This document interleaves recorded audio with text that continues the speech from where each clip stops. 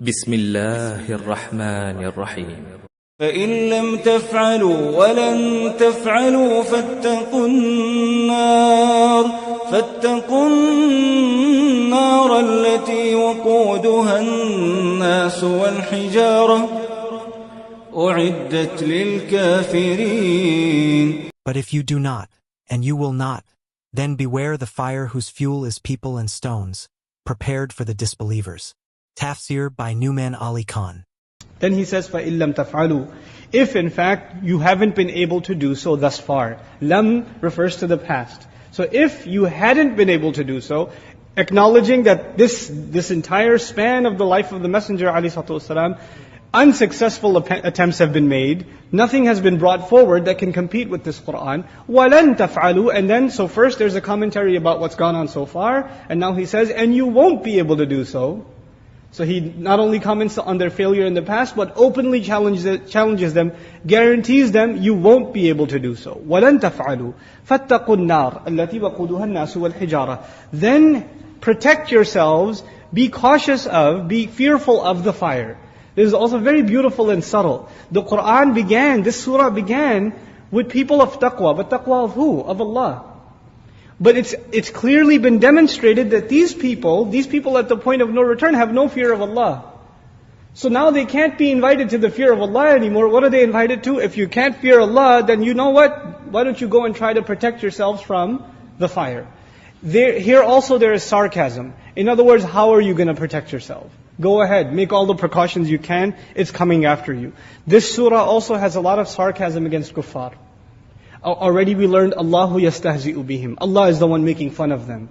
Here we're learning, fattaqun nar. How are they going to have taqwa from the fire when they're trying to produce a competitor to the Qur'an? They're guaranteeing themselves hell. So this is a means of sarcasm. Later on in this surah we'll find other places. For example, بِئْسَ مَا يَأْمُرُكُمْ بِهِ إِيمَانُكُمْ. The Israelites will be told, what a horrible thing your iman tells you to do. Your faith? This is what you call faith? What terrible things your faith tells you to do. You know, Allah didn't say your kufr tells you to do bad things. He's being sarcastic with them. Later on he says about the hypocrites and the munafiqun and the Israelites together, he says, فَمَا أَصْبَرَهُمْ عَلَى النَّارِ. What amazing patience they have to withstand the flames. You know, this is sarcasm of Allah manifest in this surah. And this is appropriate because the people we're dealing with were the worst in their insults and their criticisms against Allah's book. Anyhow, وَقُودُهَا النَّاسُ وَالْحِجَارَةُ.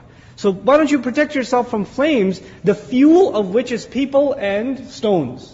Allah mentions this fire is flamed by the fuel of it, instead of being wood or oil or things like that, it is fueled by people and stones. Now people, of course, those who deserve hellfire. Stones, some ulama commented, this is also found in tafsir of some sahaba, they used to worship idols made of stone.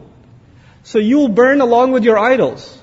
You will burn with these stones that you worship along with you. So وَقُودُهَا النَّاسُ وَالْحِجَارَةُ. Also others commented that a fire made of stone, meaning lava and melted stone, there's no comparison between that flame and that intensity and the flame of anything else.